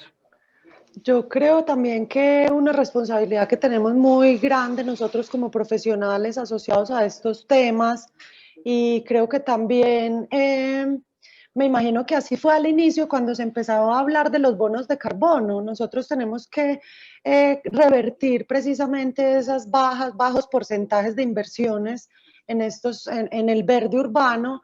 Hay que revertirla y la forma de revertirla es midiendo también el impacto de lo que puede ser la infraestructura verde en la salud pública.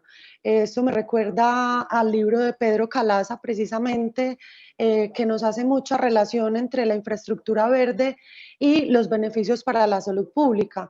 Tal vez no hemos tenido la oportunidad nosotros como profesionales de poder hacer esos cálculos y de poder hacer una contraposición de lo que puede ser una inversión en infraestructura verde contrapuesta a lo que se invierte en salud pública. Entonces, en ese libro él menciona, por ejemplo, muchos temas de diseño, como tú lo dices, Iñaki, de hacer ciudades de la proxemia, ciudades más lentas, en fin, ciudades para caminar, para el deporte, pero definitivamente sí tenemos que empezar a valorar estos beneficios económicamente para poder empezar a crear conciencia también en los tomadores de decisiones. Y me llama mucho la atención lo que hablabas tú, Iñaki, de lo de la eficiencia de los recursos en el mantenimiento. Aquí sucede exactamente igual. Muchas veces vemos un mantenimiento de unos prados que realmente no es tan necesario y que energéticamente es un consumo muy alto, y ecológicamente pues se disminuye también su aporte al estar, digamos, retirando lo que se conoce comúnmente como malezas o las hierbas arbences, pues que son tan beneficiosas, digamos, para el ecosistema en general. Muchas gracias, Lina. Me parece que Mariano también quería participar. Cuando quieras, Mariano. ¿Está silenciado? Ahora. Sí. Bueno, yo me voy a ir un poco hacia otro lado. Yo la verdad es que comprendo a Fran perfectamente. Con un 3% poco mantenimiento se puede hacer. Aunque también entiendo a Iñaki que siempre hay mejoras que hacer en el mantenimiento, pero que son lentas de mover. Yo ahora voy a hablar un poco de la formación, de otro tipo de formación de la que habéis estado hablando. Por una parte, por ejemplo, desde la Asociación Española de Arboricultura promovemos una formación de mantenimiento del árbol, de plantación de los nuevos árboles. Y la verdad es que llegamos hasta donde llegamos desde la asociación. Después, en otro paso adelante, aquí en el Jardín Botánico, y desde 1986 en España, se establecieron las escuelas taller, que después se transformaron en talleres para certificado de profesionalidad, y nosotros aquí desde el año 85 ininterrumpidamente hemos estado formando tanto a podadores como a jardineros, siempre dándoles una pátina dentro del bloque que te entra en esa formación, una pátina sobre todo de sostenibilidad, teniendo en cuenta que estamos aquí en el Jardín Botánico en un jardín neoclásico que tenemos que mantener, y lo que acabas de decir de la flora no deseada, de la planta espontánea que nos sale, nosotros somos bastante rígidos porque tenemos que mantener un jardín neoclásico. Una de las cosas que ocurrió después del confinamiento y durante el confinamiento fue, por lo menos en España, en Madrid a lo que yo llegaba, era la flora espontánea. La flora espontánea explotó de una manera casi diríamos irreversible, pero no fue irreversible. Y eso es importante, porque realmente yo ya empezaría a hablar, acabas de mencionar el libro de Calaza, de infraestructura verde, empezaría a hablar de infraestructura ecológica. Eso es lo que nos interesa en la ciudad también. Es esos alcorques floridos, prácticamente no se veía la tierra los alcorques de los árboles de Madrid. Y sin embargo, en algunos ayuntamientos, y hubo quejas vecinales, en algunos ayuntamientos el chip de hay malas hierbas, vamos a cortarlas. Realmente en España está el problema de los incendios forestales, de los incendios en la ciudad también, que sobre todo las herbáceas se secan a partir del mes de junio y puede haber incendios. Pero en ese momento, que era abril, era abril cuando estábamos confinados, la flora espontánea estaba en flor, o sea, estaba preciosa. Y sin embargo, en algunos ayuntamientos, en ese empecinamiento de tenemos que quitar esas plantas, se cortaron cuando estaban en flor y por eso protestó la gente. Pero precisamente dejarlas florecer, en algunos casos, claro, sobre todo los alcorques, propicia esa diversidad que estamos fundamentalmente empecinados en conseguir esa diversidad en la ciudad. Era buena, era beneficiosa, que al cortar la flor antes de que produjese semillas, realmente acorta que el año siguiente tuviésemos más planta. Y respecto a la flora alóctona, estamos hablando de las hierbas que nos han salido con el confinamiento, en la flora alóctona también tenemos que hacer incidencia porque vamos a necesitarla. O sea, no se puede pedir en un proyecto sabiendo que estamos en una zona de cambio climático importante, exigir que toda la flora sea autóctona, porque precisamente es lo que más afectado se va a ver. O sea, la flora autóctona de un sitio, cuando venga el cambio climático, ya os digo que en España es bajar humedad, subir temperatura fundamentalmente, esa planta que tenemos ahí cuando salimos al campo es la que va a estar sufriendo. O sea, tenemos que empezar ya a buscar una flora autóctona, decidir qué tantos porcientos, decidir cómo se hace, fundamentalmente que no sea ni invasora ni hibridable. Y entonces, para eso también estamos desde el Jardín Botánico y desde la Universidad Complutense de Madrid, llevamos dos años con un máster de arboricultura y gestión del bosque urbano. Entonces, donde queremos formar personas sensibles, o sea, no solo técnicos, sino personas sensibles al diseño, a cómo se tienen que buscar las especies, cómo se tienen que introducir, cómo se tienen que plantar y empezar a mover el término de infraestructura ecológica que da un poco más de diversidad a la ciudad. Bueno, y un punto más. Lo que sí hemos notado, hace 2 años di un curso a profesores de instituto, lo que sí me quedé sorprendido es que no saben plantar árboles. O sea, los plantan con el cuello enterrado y entonces uno de los empeños futuros es enseñar a plantar árboles porque es una dinámica que se ha establecido por todos los sitios. El cuello del árbol tiene que estar al aire porque lo que es el tronco morfológicamente está preparado para otra cosa, no para estar enterrado. Se entierra porque es más cómodo, porque así el árbol no se cae.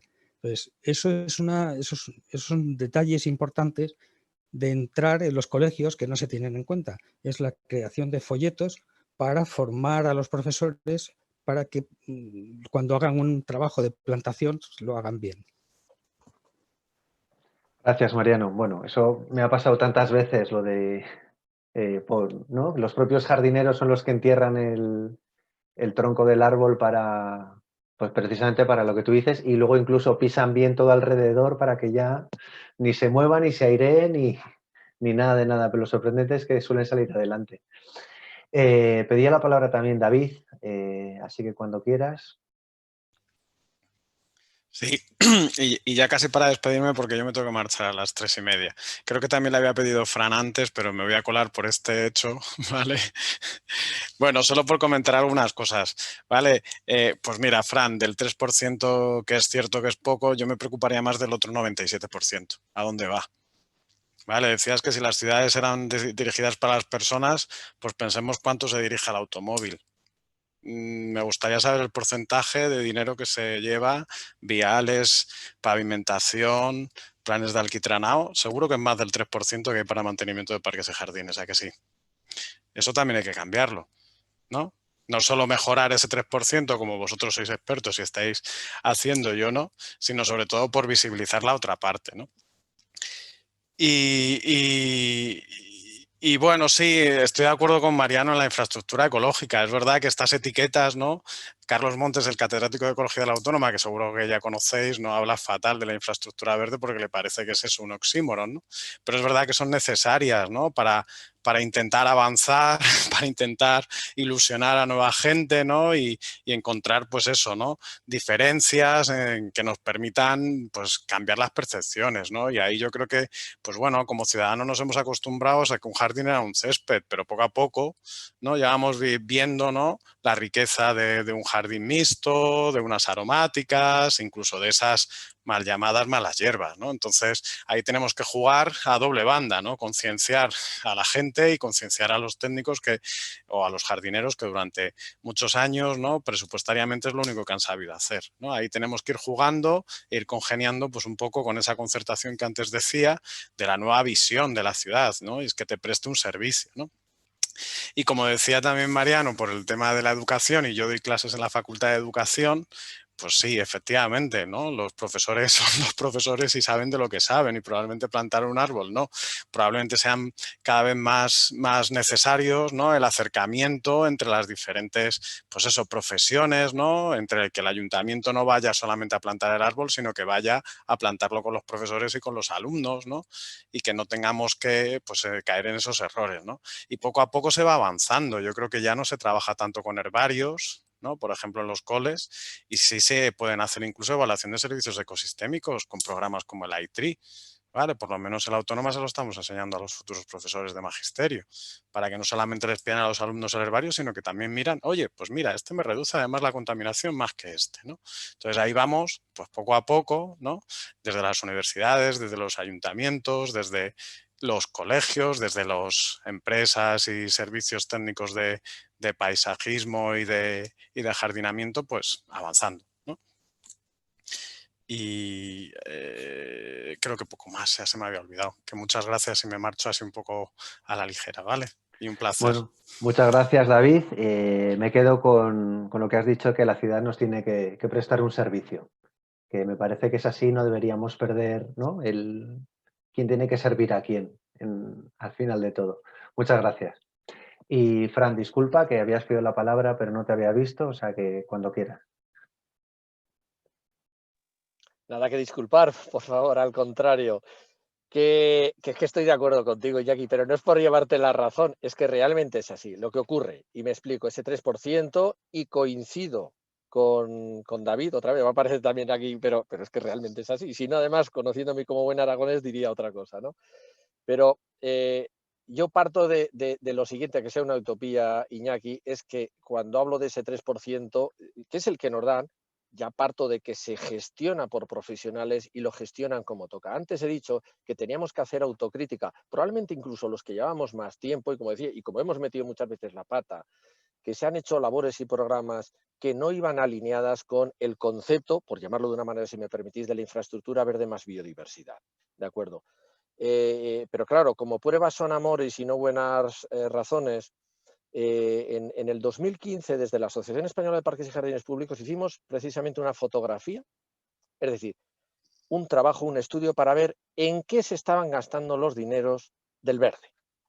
¿De acuerdo? El mantenimiento de arbolado, de praderas, de juegos infantiles, de fuentes, es decir, todo aquello que habitualmente, por cierto, usan y usamos las personas con distintos rangos y sectores, ¿no? Y eso nos dio una cifra media, con la heterogeneidad que lógicamente tiene que salir, donde nos venía a indicar pues esa heterogeneidad, y no voy a señalar a nadie porque esto tampoco es un concurso, pues ciudades que digamos no destinaban demasiado dinero por metro cuadrado, por decirlo de una manera, y otros que sí. Sí voy a decir por mojarme, y como me suele, aunque no me lo preguntéis aquí, pues me pasa en otros foros, que en España, ¿de acuerdo? Ya disculparéis en Colombia porque además sería un error extrapolar los datos, pero en España todo aquello que por metro cuadrado sea inferior a 3,5 euros, Houston tenemos un problema. E insisto, Iñaki, entendiendo que se están haciendo las cosas bien. ¿A qué me refiero con que se están haciendo las cosas bien? O intentándolo al menos, ¿no? En el gestor, y matizo también, cuando hablo del gestor, como es mi caso, de un funcionario público, de un servidor público. No estoy hablando de plano político, estoy hablando del gestor, pero que es verdad que tenemos una responsabilidad y firmamos. Pues hombre, pues nosotros, por ejemplo, en Zaragoza vamos a exigir la huella de carbono, que el plan de mantenimiento de la contrata que mantendrá, pues que lo mantenga y que lo vaya bajando cada vez, que eso va unido a los programas, ¿no? La no utilización de los fitosanitarios que decía, pero más allá por legislación, ¿no? Por puro convencimiento de naturalizar la ciudad. Mariano lo anticipaba antes. Más allá de la cuestión estética, que la tienen, las florecitas que podemos ver en un alcorque, es que son el refugio para esos insectos beneficiosos que nos controlan la plaga que está en el árbol. Árboles que están en un viario donde, lógicamente, hay unas aceras que son pavimentadas porque las tienen que utilizar personas. Entonces, cuando yo aludía en ciudades consolidadas, pues que había que variar, que ajustar pues determinados trabajos de mantenimiento. Ya adelanto y anticipaba algo, David, esto no es solo una cuestión del humilde servicio municipal de parques, jardines e infraestructuras verdes como podría ser el que nos toca. No, aquí se tiene que involucrar otra serie de departamentos. Ya no digo solo de los políticos, no de los departamentos, con lo cual tenemos que seguir evangelizando, si me permitís la expresión, en aquellos que planean, que planifican, que proyectan, que no vean el árbol especialmente pues como un elemento inmóvil, como una farola que la quitas y la pones, pues no, más allá del componente emocional, ¿no? Entonces, ya disculparéis, pero cuando nombraba los datos y las cifras, porque al fin y al cabo los gestores también nos tenemos que manejar en eso, es hasta en ocasiones para provocar. Y también decir y apuntando, y con distintas palabras, pero creo que lo estabais apuntando antes, especialmente en servicios públicos, que al fin y al cabo la ciudad, como decía Iñaki, está al servicio de las personas, y los parques, los jardines, el verde está al servicio de las personas, así debe ser. También hay que tener en cuenta que en la gestión debemos considerar que aquello que no se conoce no se valora. Con lo cual, si no damos a conocer a la ciudadanía, difícilmente, y eso tiene que hacerse de forma fácil, ¿no? Y ponía un ejemplo antes con la plantación, Mariano. Bueno, yo me quedo con que los profesores están promoviendo el que se plante. Nada más. Muchas gracias, Fran. Bueno, sí, efectivamente creo que no me he expresado bien. No estaba criticando en ningún caso la gestión de ese 3%. Lo que en realidad quería poner sobre la mesa es precisamente todo lo contrario, y es lo que se ha hablado aquí, ¿no? Que si empezamos a utilizar soluciones basadas en la naturaleza, sistemas circulares, todo esto que estamos hablando hoy, posiblemente, ¿no? Ese 3% se pueda utilizar de una manera más eficaz precisamente en labores de mantenimiento y conservación. Y lo digo también porque yo también he gestionado conservación de parques en un momento de mi vida y desde luego la dotación que hay es ínfima respecto a lo que en realidad debería ser, y que esa es otra lucha que tenemos todos, pero bueno, que creo que para lo que hay bastante bien se están haciendo las cosas, y ahí están los parques y los jardines de las ciudades, que en general están estupendos. No sé si alguien ha pedido la palabra y me lo he perdido. Sí, Diana, cuando quieras. Adiós, David, muchas gracias. Hasta luego, David. Bueno, gracias. Él quería plantear un par de contradicciones en relación con el tema de la gestión y los recursos que tenemos. Por ejemplo, en nuestro caso, buena parte de los recursos para destinación de áreas verdes y para el mejoramiento ambiental en general proviene de las tasas que se pagan por contaminar. Es decir, hace falta, quien contamina paga, y estos recursos se invierten en mejoramiento ambiental, pero es muy importante por el solo discurso empezar a diferenciar la fuente de donde provienen esos recursos, porque entonces quien contamina puede seguir contaminando si paga. Y eso no puede ser. O sea, ya solamente que la institucionalidad admita, porque tiene recursos para ir, digamos, mitigando, realizando ciertas acciones, ya es una gran contradicción que creo que hay que revisar, como explicaba al principio, desde el punto de vista ético. Porque es el mensaje a la comunidad, ¿cierto? Es de la institución permitiendo algo, porque de allí se derivan los recursos con los que nos están cuidando, ¿no? Están cuidando el ambiente que nos va a permitir tener una vida sana. Eso ya en principio creo que debe ser revisado. Y el otro asunto es, en esa misma medida de la diferenciación entre artificial y natural, tener áreas verdes que hay que cuidar, que hay que mantener, que no se reponen por ellas mismas, que no están dentro de un ciclo que les permite sobrevivir por ellas mismas, es artificializar el verde y no naturalizar la ciudad, ¿no? En ese asunto de tratarlo como ornamento y no como un sistema vivo, y no permitirle sus propios procesos de regeneración, y sabemos, como lo planteaba Frank, que es un ambiente hostil la ciudad para el mundo de la vegetación, pero hay que trascender en el diseño a una independencia, si se quiere, o una reconexión de esos ciclos para que ese mantenimiento no dependa absolutamente de grandes recursos y de la mano humana, sino que haya una posibilidad de supervivencia de especies, tanto flora como la fauna que está asociada a esas eventuales áreas verdes, que les permita su propia existencia como vida natural, porque si los tenemos que tratar como jardín, como cultivo, como estamos artificializando la naturaleza y no naturalizando la ciudad. Son los dos puntos que considero contradictorios en ese tema. Pues muchas gracias, Diana. No sé si alguien más quería comentar algo. Igual lo que sería interesante, porque es verdad que yo he tomado un montón de notas y se han dicho muchas cosas, podríamos hacer una... Me gustaría saber, ¿no? Como a modo de conclusión, cuáles son, en cada uno desde su ámbito de especialidad, cuáles son las medidas que se pueden tomar, y ya hablo también más realistamente, ¿no? Que es que ahora mismo se pudieran implementar.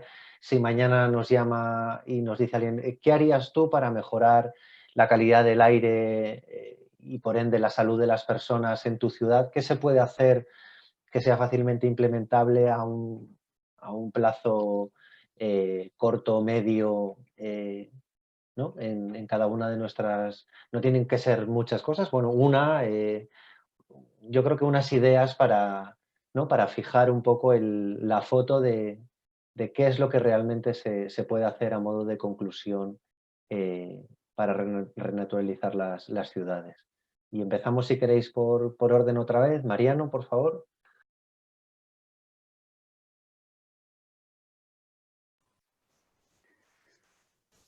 Bueno, yo creo que lo he ido desgranando poco a poco.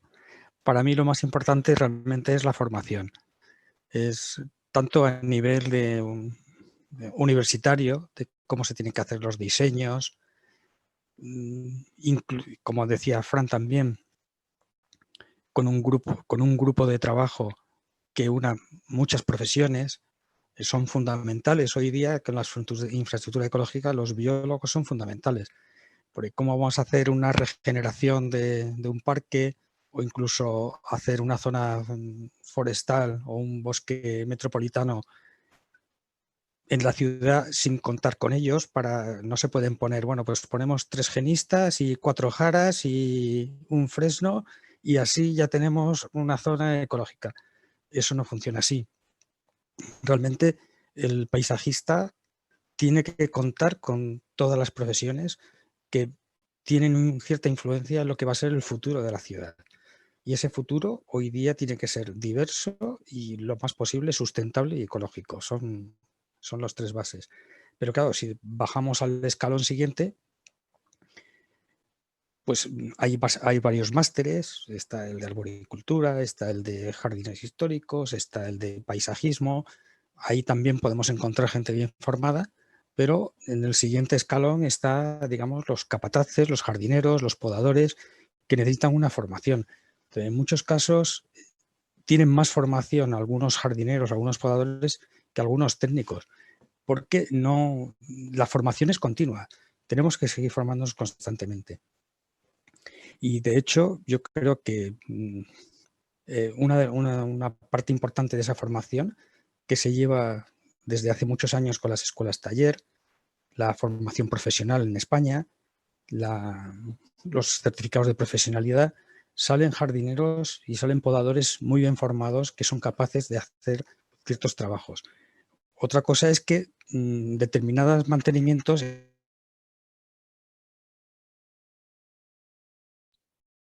A ver, no sé si hemos perdido a Mariano. Bueno, si no, le volvemos a retomar cuando... Sí. Mariano, Sí. te habías cortado otra vez un Vale. ratito. Bueno, pues considero la formación fundamental. Nos ha quedado claro. Y de hecho, ahora que estamos con Medellín, hay un proyecto iniciándose de formación con el Jardín Botánico de Medellín, compartido de nuestra escuela taller de jardinería y arbolado, compartirlo con ellos. O sea, digamos que es una especie de internacionalización de lo que es la buena gestión, el buen mantenimiento y sobre todo el mantenimiento sustentable. Pues genial, muchas gracias. Nos quedamos con la importancia de la formación y creo que todos estamos absolutamente de acuerdo en esta afirmación. Siguiente en la lista es Fran. Si nos cuentas un poco tus conclusiones. Bueno, pues intento ser breve, que ya quizás me he prodigado demasiado. Evidentemente estoy absolutamente de acuerdo con Mariano.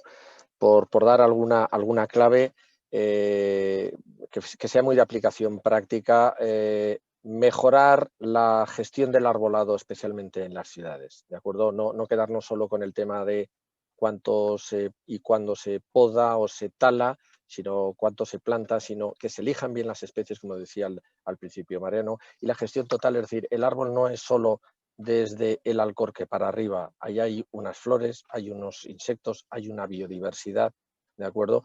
Y en ese sentido hay profesionales, como decían, que se manejan. Pero es que incluso en el caso necesario, porque es necesario en muchas de las ocasiones en ciudad hacer podas, pues no solo estar pensando en cómo se tiene que podar, sino a lo mejor en ese conocimiento del que sabe si ahí hay aves o no, por poner un ejemplo, o unos nidos. Es decir, cuando hablo de equipos multidisciplinares, y esto me lleva a lo siguiente generalizando, hay que recuperar el oficio de jardinero. Esto desde AEPJP lo decimos constantemente, por distintos motivos que no vienen al caso aquí, pero desgraciadamente son de carácter económico. Se ha ido perdiendo el oficio de jardinero. Pues hay que recuperarlo, porque son los profesionales que verdaderamente están a pie de jardín, a pie de parterre, a pie de árbol, y también mejorarlo en el sentido, como decía, que hay disciplinas, conocimientos que no se tenían en cuenta y que ahora sí se tienen en cuenta.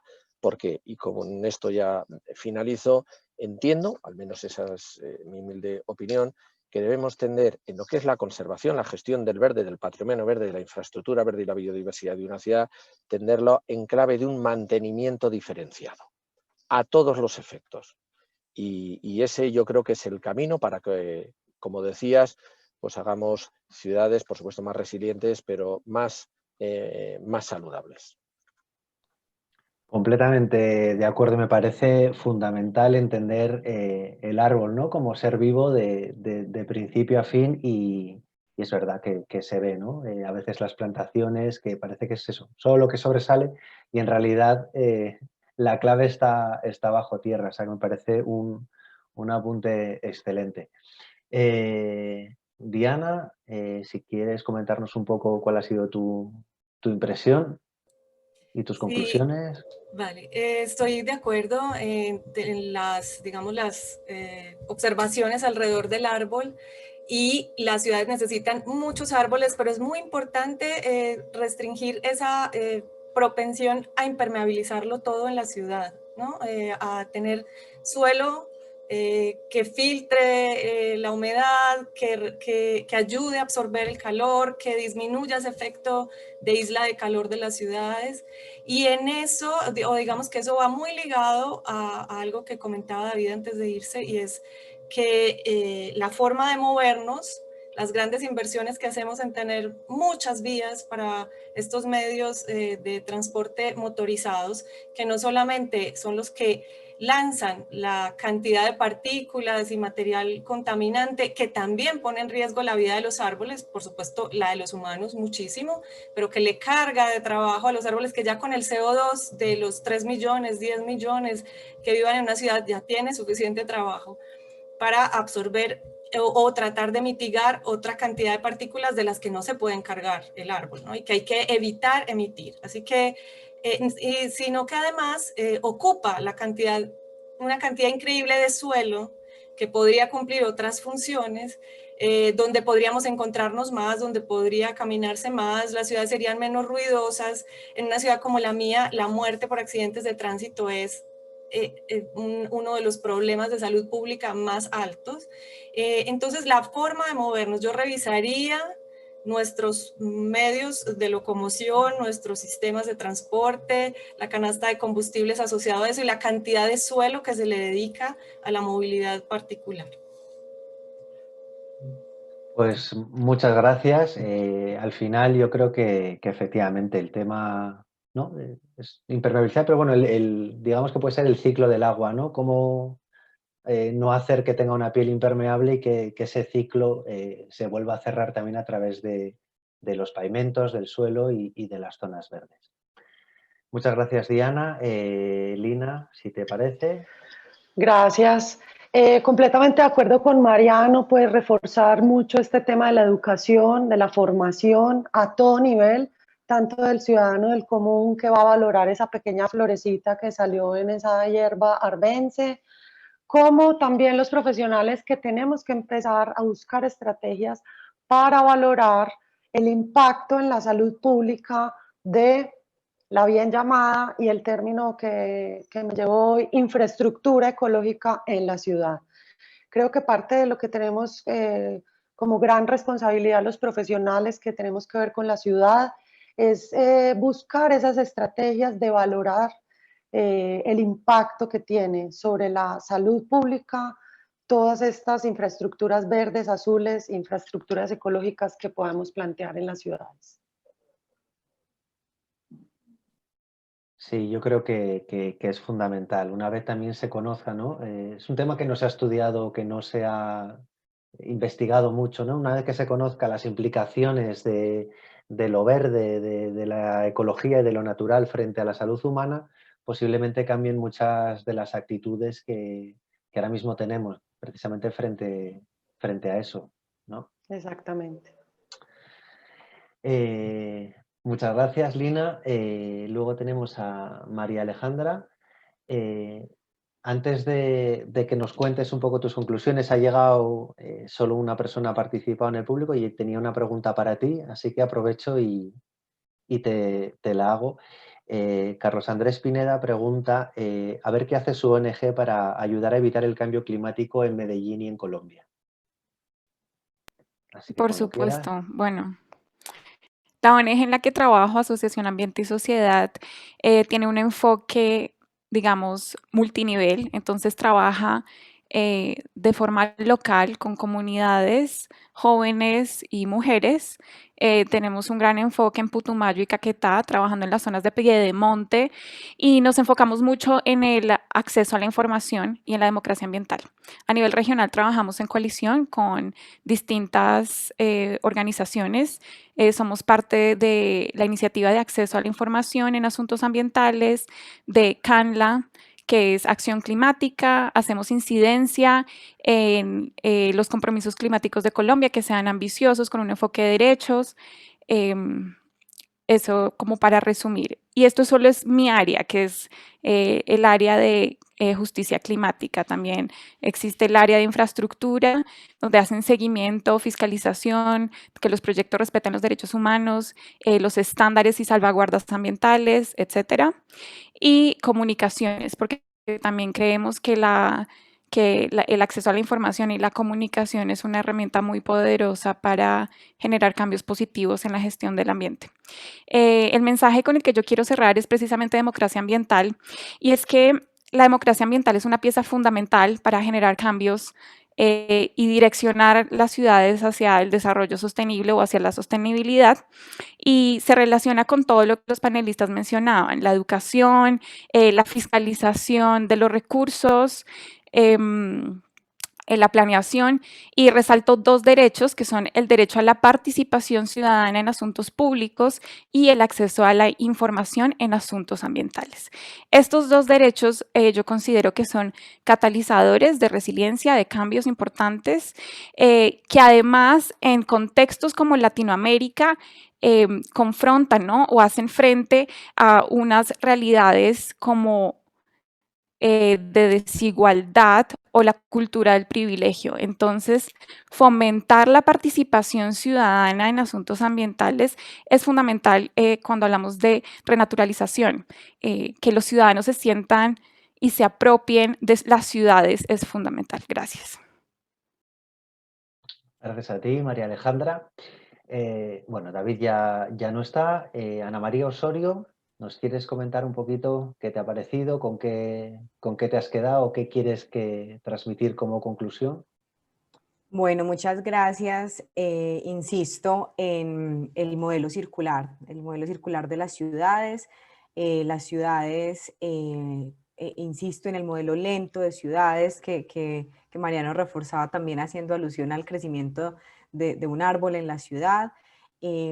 Y justamente en ese orden de ideas o en esa forma en la que se deben establecer las prioridades en la ciudad, pues están los ciudadanos, que alguno de ustedes mencionaba pues que estamos hablando de ciudades porque hay ciudadanos adentro, y ese componente social sí que es importante y sí es el que debemos llevarnos como compromiso. Creo que parte de los retos que hay hoy en las ciudades es porque justamente las ciudades se han planificado dejando a un lado al ciudadano, o se han planificado desde el escritorio, o se han planificado para unas necesidades que no se resuelven en el territorio, y el ciudadano justamente no se ve reflejado en esa planificación ciudadana. Entonces me llevo ese análisis que ustedes plantean de cómo ese centro de las ciudades justamente el ciudadano, y quisiera aquí además retomar unas palabras que he escuchado durante esta semana pues en el foro de ciudades, y es que deberíamos transitar rápidamente de la expresión urbanismo a la expresión humanismo o urbanismo humano, y es como logramos justamente la apropiación de esos conceptos en las ciudades, la apropiación de esa infraestructura, el robustecimiento de la infraestructura, del espacio público a lo que necesitan los ciudadanos. Justamente a veces los ciudadanos no saben o no sabemos qué es lo que necesitamos, pero sí necesitamos planeadores del territorio que entiendan hacia dónde van las necesidades del ciudadano. Y recojo lo que mencionaban David y Diana frente al parque automotor, a la diversificación de la matriz energética en las ciudades y al pensamiento del que deberíamos apartarnos, que es el aumentar la infraestructura, de hacer más vías, porque justamente ese pensamiento es como cuando a uno no le sirve una correa y entonces lo que uno hace es que le abre un hueco a la correa y realmente no está solucionando el problema, porque el problema no es la correa, ¿cierto? El problema no es el cinturón que uno tiene, sino que hay otro problema de fondo, y esa es la pregunta que deberíamos hacernos en las ciudades: ¿cuáles son las soluciones que estamos planteando? Y si con esas soluciones realmente si estamos atacando de base las problemáticas que hemos mencionado: cambio climático, aumento de las emisiones de gases de efecto invernadero, poco espacio público natural, y cuando tengamos claros las consecuencias reales, deberíamos estar repreguntándonos y repensando cuáles son las soluciones que no pueden ser soluciones final del tubo, sino que justamente deben incorporar lo que tenemos que hacer desde antes para que no tengamos las consecuencias actuales. Muchísimas gracias. La verdad es que estamos todos de acuerdo en que el centro es el ciudadano, ¿no? Y hay que volver a un modelo circular. Y para terminar, nos queda Ana Milena, que creo que está por ahí. ¿Sí? Claro que sí. Claro que sí, gracias. No, quería solo mencionar que como una conclusión, y quería incluso participar ahora, pero no tenía bien la cámara, qué significa participación ciudadana y aportar que en todo este ejercicio realmente lo que tenemos que tener es una construcción colectiva de cómo queremos estos entornos, porque es que cuando uno a veces habla de participación ciudadana, pareciera que es invitar a mostrar qué se puede o qué no se puede hacer. Hay que construir juntos. Y el construir juntos tiene doble vía. Una que se mencionaba ahora, con la que estoy totalmente de acuerdo, y es con enfoque de derechos, pero con enfoque de derechos para todos. Y segundo, con un enfoque también de deberes. Cuando construimos colectivamente con la comunidad, también logramos que se apropie la comunidad de esas señales, de esos lineamientos y de esa planificación de nuestras ciudades. Solo quería como también hacer ese cierre, que más que participación, muy importante la concertación, pero más importante que lo que hagamos lo construyamos juntos.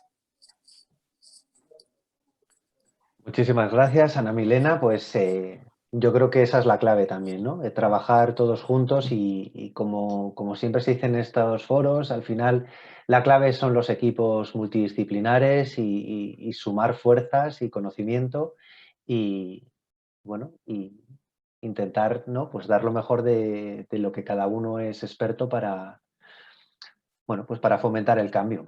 Y yo por mi parte no tenemos más preguntas del público y creo que ha quedado bastante, bueno, pues bastante bien, ¿no? Todos los temas que han salido. No sé si Carlos quieres cerrar ya el debate. Muy Te bien. paso la palabra y agradezco a todos los participantes, desde luego, pues su tiempo y su conocimiento. Muchas Pues gracias. gracias, Iñaki, muchísimas gracias por tu dinamización, gracias también para la relatoría y gracias a todos los que habéis participado en este interesante debate que va a tener su continuación ahora con un segundo debate tratando la misma temática.